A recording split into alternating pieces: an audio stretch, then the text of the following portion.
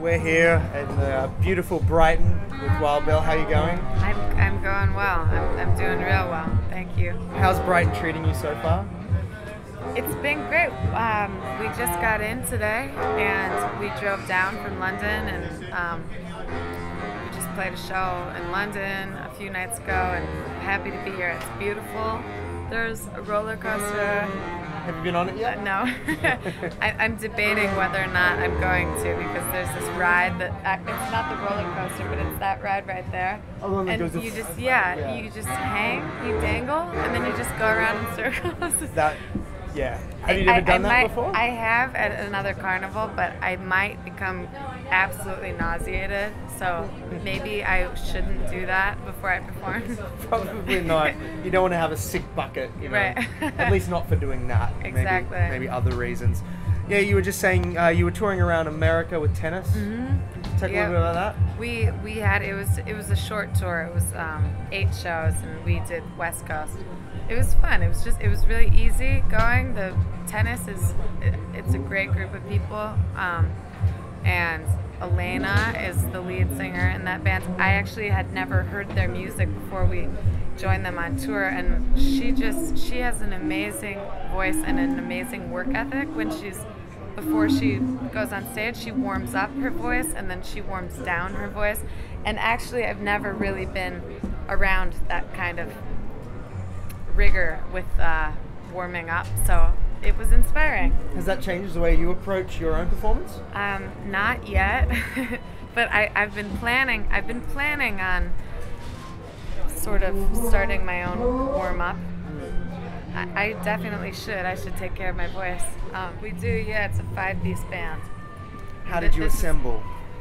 Well, Elliot and I we grew up together, family, and he's been playing with some of these musicians for over 10 years, so it's actually quite convenient for me. We just got together from playing music, really. Well, fair enough. Well, let's talk about the music, and it's been a crazy few months for you. We'll start off South by Southwest. What was that experience like for you? That was great. Similar to this, apparently.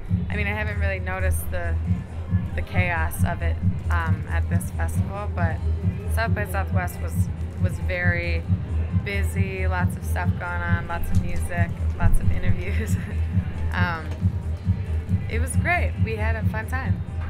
Now, is it true you played Coachella as well? We played a party at Coachella. We played a pool party, actually,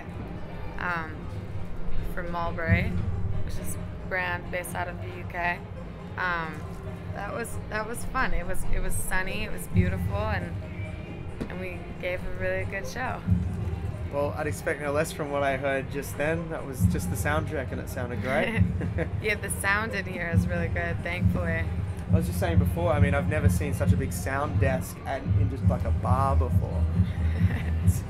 So they better have good sound. It's kind of cool, the windows in the back that just look out on the ocean. That's beautiful. All of these places around here are kind of fun. It's not a bad place in the world to be. Mm-hmm. Well, let's talk about your music specifically. You've got a 12-inch out. It came out in February. Uh-huh. What's next? The record is completed, and we are hoping to release it. We have some things that we need to have fall in place. We need to finish the artwork on the record cover. We want to get a strong campaign going, and mostly Elliot and I, after this tour, we'll head back to the States. We have another show in New York in a few days. But then we'll probably just get cracking and finish everything up and figure out a release date. But we're hoping early fall. And you performed for the BBC, so we've got a little taste of what's to come. Yeah, that was really cool. Do you want to tell them about it a little bit? It was just it's top secret. No, we had a great time at the BBC, and the engineers there are just super cool, really great vibe, and it's cool to kind of go to Maida Vale studio, and sort of a nice little honest day's work. It feels like you get in there in the morning, set up, you record it and then you mix it by the end of the day, and so it's just like It was so we easy. sort of all like left the building and they locked up when we were done at 5, and it was just it was nice to just sort of like spend like so much time, spend like months and months recording your record, and then you kind of realize, well, maybe, you know, we should just do it on the radio or something. No, but it sounded great. So it's The guy that we worked with, he's called Simon. He was the best engineer.